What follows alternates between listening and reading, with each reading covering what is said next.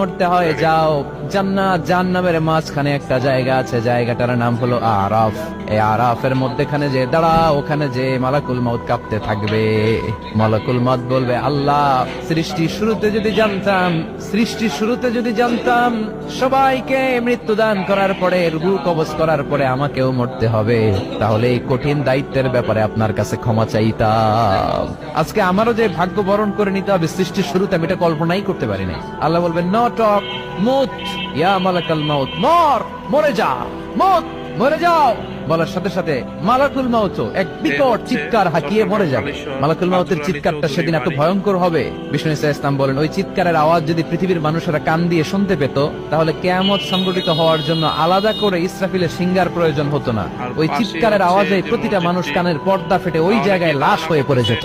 এবার ডানে বায়ে সামনে পেছনে উপরে নিচে কেউ নাই, একজন ছাড়া। জোরে বলতে হবে, তিনি কে?